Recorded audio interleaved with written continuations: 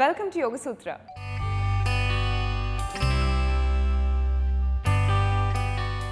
ఇవాల్టి యోగ సూత్రలో కృష్ణ గారు మనందరికీ ఏ ఆసనం పరిచయం చేయబోతున్నారో చూద్దాం.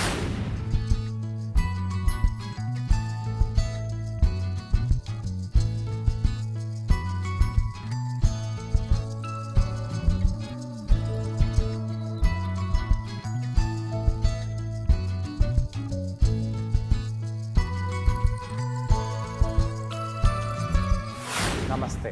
ఈరోజు యోగా సూత్రాలు చేసే ఆసనం పేరు కపోతాసనము.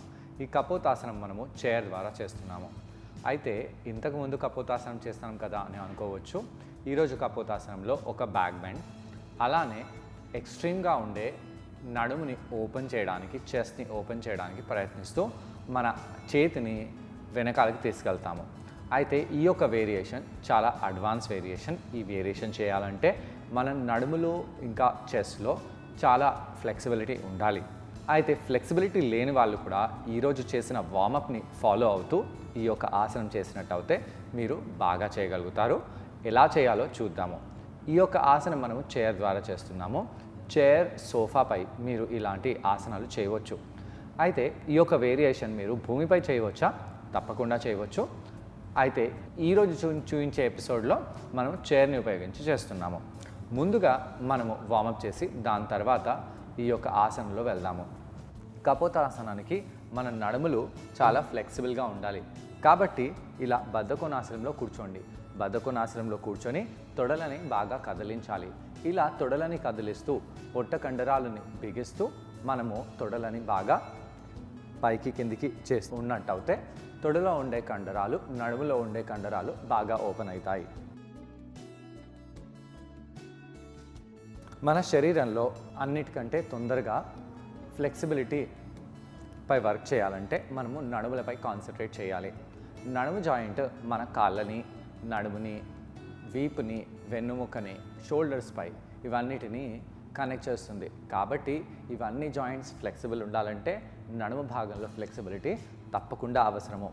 ఇవాళ రేపు మనము కింద కూర్చోకుండా నడుములని క్లోజ్ చేస్తూ చైర్పై కూర్చొని ఆ యొక్క నడుము భాగాలలో ఉండే కండరాలని చాలా టైట్గా చేసుకుంటున్నాము.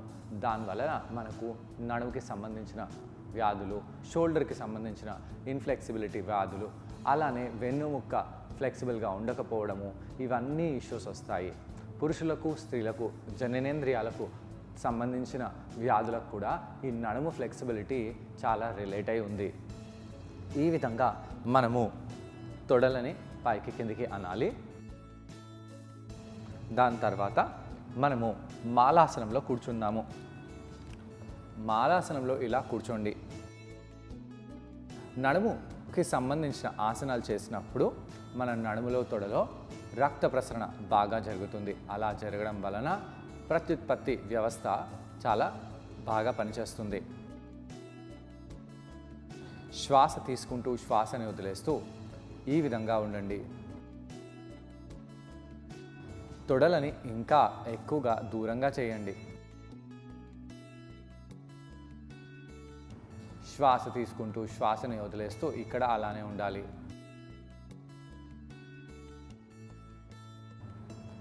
ఇలా ఎడమవైపు, కుడివైపు, కుడి నుంచి ఎడమ, ఎడమ నుంచి కుడివైపు ఇలా వెయిట్ని షిఫ్ట్ చేస్తూ ఉండాలి. ఇలా చేయడం వలన మన తొడ కండరాలు, నడుము కండరాలలో ఫ్లెక్సిబిలిటీ బాగా పెరుగుతుంది. ఇలా ఉండి మనము ఒకవైపు కూర్చొని ఇలా కపోతాసనం చేద్దాము. కపోతాసనం చేసేటప్పుడు షోల్డర్స్ని ఇలా బాగా ఫ్లెక్సిబుల్గా చేయండి. నడుముని, తొడని ఓపెన్ చేయండి. శ్వాస తీసుకుంటూ శ్వాసని వదిలేస్తూ ఇక్కడ అలానే ఉండాలి. ఇలా కొంత సమయం పాటు ఉండి మనము చేతులని పైకి లేపుతూ ఇలా ఆర్చ్ చేద్దాము. నెమ్మదిగా మనము రెండో వైపు తిరగాలి.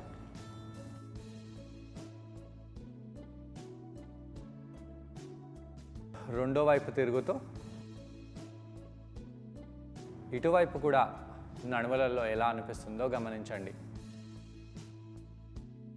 ఛాతీని బాగా ఎక్స్పాండ్ చేయండి.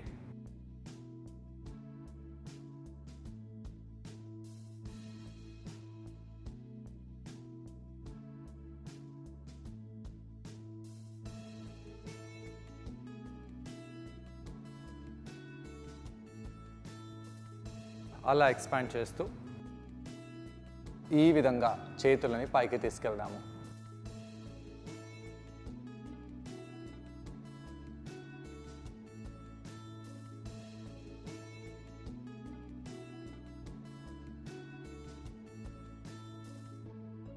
నెమ్మదిగా ఆసనం నుంచి బయటికి వచ్చేసి ఒక్కసారి చేతులని ఇలా ఇంటర్లాక్ చేసి ఫార్వర్డ్గా బెండ్ అయ్యి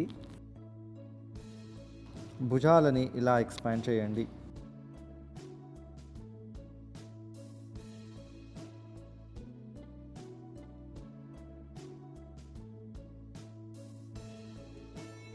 నెమ్మదిగా పైకి వచ్చేసేయాలి. చెస్ట్ని ఇలా ఎక్స్పాండ్ చేసి ఒక్కసారి మనము మార్జరీ ఆసనం కూడా చేద్దాము. మార్జరీ ఆసనంతో వీపు వెన్నుముక్క బాగా ఫ్లెక్సిబుల్గా తయారవుతుంది. ఇవన్నీ ప్రిపరేషన్స్ చేసి మనము చైర్పై వెళ్ళిపోవాలి. చైర్ని ఈ విధంగా పెట్టేసి మనము ఒక కాల్ని ఇలా పెట్టి రెండో కాల్ని ఈ విధంగా తీసుకెళ్ళాలి. ఇలా పైకి వచ్చేసేయండి. ఎలా అనిపిస్తుందో గమనించండి. ఒకవేళ మీకు ఈ విధంగా కష్టంగా అనిపిస్తే ఈ విధంగా కూడా మీరు చైర్లో వెళ్ళవచ్చు. అంటే కుడి పాదము నేను బయటి వైపు పెట్టాను. ఇలా బయటి వైపు పెట్టడం వలన కొద్దిగా ఈజీగా ఉంటుంది. లోపలి వైపు కాలుని పెడితే మీకు కొద్దిగా టఫ్గా అనిపిస్తుంది. అలా కాలుని స్ట్రెచ్ చేసి ఈ విధంగా పైకి రావాలి. ఇలా పైకి రావడం వలన మన చెస్ట్, మన నడుము, తొడలు బాగా ఎక్స్పాండ్ అవుతాయి. అలా పెడుతూ మీరు వెనకాల కాలుని ఇలా పట్టుకోండి. శ్వాస తీసుకుంటూ శ్వాసని వదిలేసి ఈ విధంగా చేతులని వెనకాలకి తీసుకెళ్ళాలి. అయితే ఈ యొక్క ఆసనం వలన తొడలో, నడుములో బాగా ఫ్లెక్సిబిలిటీ పెరుగుతుంది. అయితే ఈ వెనకాల తొడ కింద ఏదైనా బెడ్షీట్ని పెట్టినట్టు అయితే ఇంకా మంచిది. ఇక్కడ ఇలానే ఉండండి. ఇలా ఉంటూ మీ యొక్క ఎడమ చేతితో మీ మోకాలు కింది భాగాన్ని పట్టుకోవాలి. ఈ విధంగా ఎక్స్పాండ్ చేయాలి. శ్వాస తీసుకుంటూ శ్వాసని వదిలేస్తూ ఇక్కడ ఉండండి, లేదా ఇలా పట్టుకోవచ్చు. ఈ యొక్క కుడి చేయితో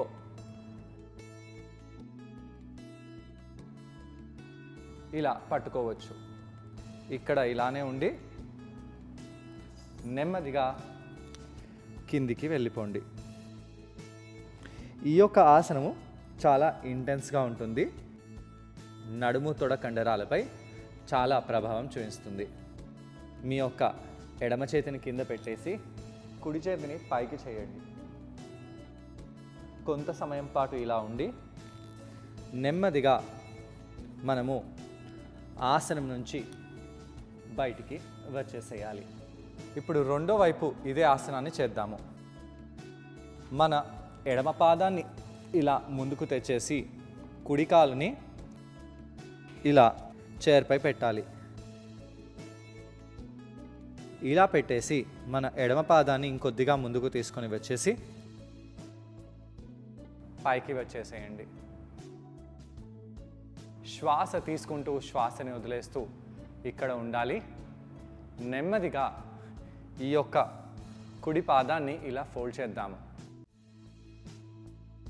ఫోల్డ్ చేస్తూ ఈ యొక్క మోకాలు భాగాన్ని చేయితో పట్టుకోండి, లేదా చైర్ హ్యాండిల్ని పట్టుకోండి. ఒక్కసారి ఈ విధంగా వేరే చేతిని కూడా వెనకాలకి తీసుకెళ్ళి కిందికి వెళ్ళిపోవాలి.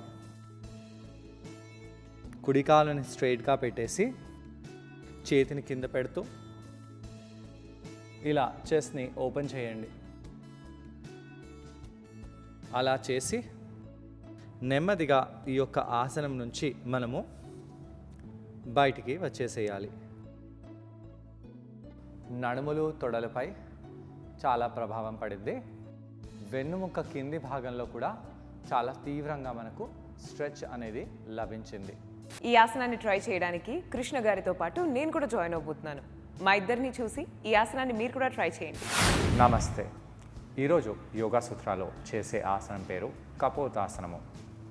కపోతాసనము మనము చైర్ని ఉపయోగించి చేయబోతున్నాము. కపోతాసనము నడుము కండరాలపై, తొడ కండరాలపై, అలానే చెస్ట్పై చాలా తీవ్రంగా ప్రభావం చేస్తుంది. దాంతోపాటు మన వెన్నుముక్క లోవర్ బ్యాక్ పై కూడా చాలా తీవ్రంగా ప్రభావం చేస్తుంది.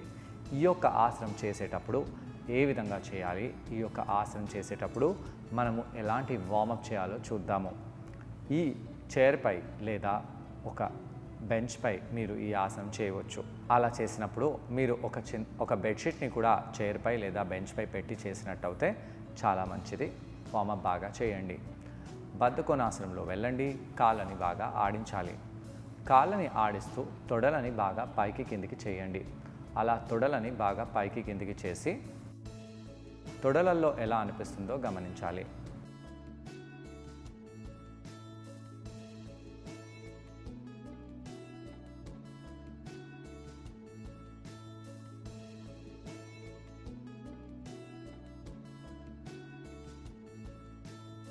కాళ్ళ కండరాలలో రక్త ప్రసరణ బాగా జరిగేలాగా కాళ్ళ కండరాలు నడుము కండరాలలో ఉన్న కండరాలపై ప్రభావం బాగా పడేలాగా చూస్తూ మనం కాళ్ళని బాగా ఆడించాలి.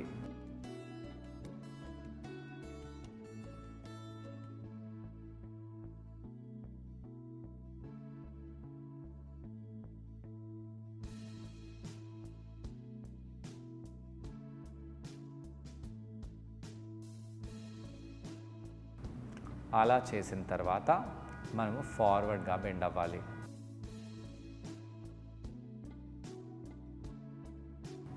ఇక్కడ కొంత సమయం పాటు ఉండండి.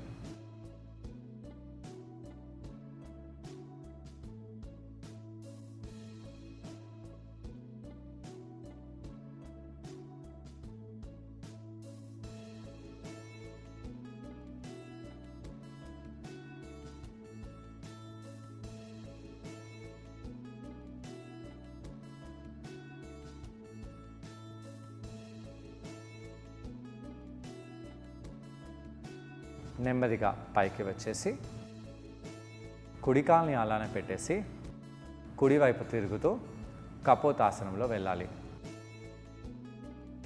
ఈ విధంగా కపోతాసనంలో వెళ్ళాలి. కపోతాసనంలో ఆ ఎడమ కాలులో ఎలా అనిపిస్తుందో, కుడి తొడలో ఎలా అనిపిస్తుందో గమనించండి. ఎడమ కాలుని కొద్దిగా ఎడమ వైపు చేయాలి. చేస్తూ హస్తాలని చాలా దూరంగా చేయండి, విశాలంగా చేయండి. ఛాతీని బాగా ఓపెన్ చేయండి. లోవర్ బ్యాక్లో ఎలా ఉందో గమనించాలి.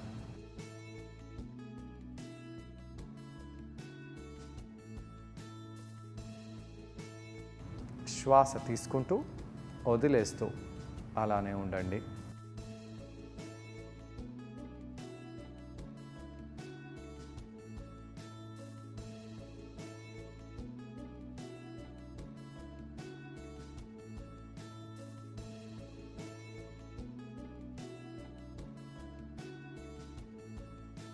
ఇలా రెండో వైపు కూడా ఆసనం చేద్దాము.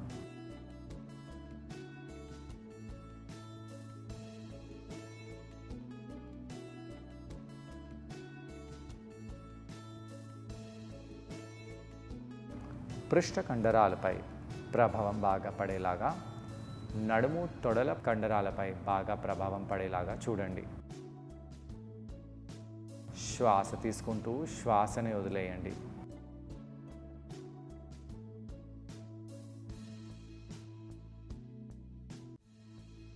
కుడి కాలుని కుడివైపు తెచ్చి పెట్టండి. 2 చేతులని ఆకాశం వైపు తీసుకెళ్ళాలి. హస్తాలని ప్రెస్ చేస్తూ ఆర్చ్ చేయండి. నడుములలో తొడలలో ఎలా అనిపిస్తుందో గమనించాలి. నెమ్మదిగా ఆసనం నుంచి బయటికి వచ్చేసేయండి. చైర్ని పెట్టేసి చైర్పై వెళ్ళి కూర్చుందాము. చైర్ని అలా పెట్టేసి కుడి కాలుని మ్యాట్ ఈ యొక్క భాగంలో ప్రెస్ చేయండి. కుడి కాలుని ముందు ప్రెస్ చేస్తూ మోకాల్ని బెండ్ చేస్తూ ఎడమ కాల్ని వెనకాలకి స్ట్రెచ్ చేస్తూ చైర్పై కూర్చోవాలి. ఇలా కూర్చోవాలి. కావాలంటే ఎడమ కాల్ని ఇంకా వెనకాలకి చేయవచ్చు. ఈ విధంగా కొంత సమయం పాటు ఉండండి. కావాలంటే మీ యొక్క చేతులని నమస్కారంలో జోడిస్తూ పైకి రావాలి. శ్వాస తీసుకోండి, శ్వాసని వదలండి. తొడలల్లో కాళ్ళల్లో స్ట్రెచ్ ఎంత తీవ్రంగా పడుతుందో గమనించండి. ఇలానే ఉంటూ ఎడమ చేతితో చైర్ని పట్టుకుందాము. చైర్ పై హ్యాండిల్ని పట్టుకోండి. అలా పట్టుకుంటూ చేతిని చాలా వెనకాలకి చేయండి. అలా చేస్తూ కుడి చేతిని కూడా వెనకాలకి తీసుకెళ్ళాలి. ఇలా చేసిన తర్వాత నెమ్మదిగా మన ఎడమ చేతిని కింద పెట్టేసి కుడి చేతిని ఆకాశం వైపు చేద్దాము. ఇలా కౌంటర్గా ట్విస్ట్ చేసి ఆసనం నుంచి బయటికి వచ్చేసి రెండో వైపు ఇదే ఆసనాన్ని చేయాలి. చూసారు కదండి, ఈ ఆసనం పేరు కపోతాసనం. ఈ ఆసనాన్ని మనం చైర్ సహాయంతో చేసాం. ఈ ఆసనం చేయడం వలన వెన్ను కింది భాగానికి చాలా మంచిది. లోవర్ బ్యాక్కి కూడా చాలా ఎఫెక్టివ్గా ఉంటుంది. తొడ కండరాలకు కాళ్ళ కండరాలకు చాలా మేలు చేస్తుంది. వీటన్నిటితో పాటు ఛాతీ భాగం కూడా బాగా ఎక్స్పాండ్ అవుతుంది. ఎడమ పాదాన్ని ముందు పెట్టండి. అలా పెడుతూ కుడి కాలుని చైర్పై పెట్టేసి స్ట్రెచ్ చేయాలి. ఈ విధంగా స్ట్రెచ్ చేస్తూ నెమ్మదిగా బ్యాక్ని స్ట్రైట్ చేసి నమస్కారంలో హస్తాలని తీసుకొని రావాలి. శ్వాస తీసుకోండి, వదిలేయండి. నడుములలో తొడలలో ఎలా అనిపిస్తుందో గమనించాలి.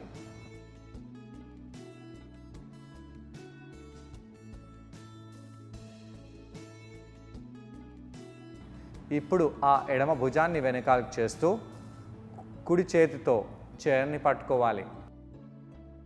ఎడమ చేతిని కూడా వెనకాలకి చేయండి. ఛాతిని ఓపెన్ చేయాలి.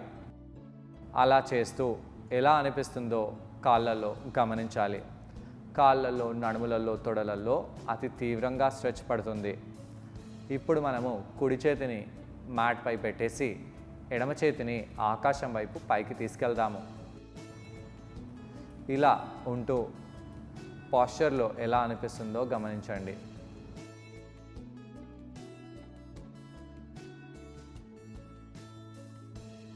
నెమ్మదిగా ఆసనం నుంచి బయటికి వచ్చేయాలి. వజ్రాసనంలో కూర్చోండి. కూర్చొని ఇక్కడ రిలాక్స్ అయిపోవాలి. ఇలా కౌంటర్ చేయడం వలన వెన్ను కింది భాగంలో ఉన్న కండరాలు, కాళ్ళ కండరాలు, తొడ కండరాలు, అలాగే ఛాతీ భాగంలో ఉన్న కండరాలు ఇవన్నీ కూడా బాగా రిలాక్స్డ్గా ఫీల్ అవుతాయి. మరి ఇవాళ యోగ సూత్రలో కృష్ణ గారిని మనం అడగబోయే ప్రశ్న ఏంటి అంటే, ఈ ఆసనం చేసేటప్పుడు మనం అందరూ ఎటువంటి జాగ్రత్తలు పాటించాలి? ఈ ప్రశ్నకు సమాధానం కృష్ణ గారిని అడిగి తెలుసుకుందాం. ఈ ఆసనం చేసేటప్పుడు ఎలాంటి జాగ్రత్తలు తీసుకోవాలి? ఈ ఆసనం చేసేటప్పుడు ఒక బెడ్షీట్ని మీరు చైర్పై పెట్టుకుంటే ఈ యొక్క మోకాళ్ళకి రాసుకుపోయినట్టుగా అనిపించకుండా కొద్దిగా కంఫర్ట్గా ఉంటుంది. ఏ కాళ్ళనైతే మనం చైర్పై పెడుతున్నామో ఆ కాల్ని కంప్లీట్గా రొటేట్ చేయాలి. కాళ్ళ వేలని లెఫ్ట్ వైపు రైట్ వైపు పెట్టకూడదు. ఒకవేళ నడుములో మీకు పెయిన్గా అనిపిస్తే మీరు అక్కడే ఉండండి, ఎక్కువగా పుష్ చేయకూడదు. ఎంత మీతో అవుతే అంత మీరు పైకి రావాలి. చైర్ని పట్టుకుంటూ ఈ ఆసనాన్ని చేయండి.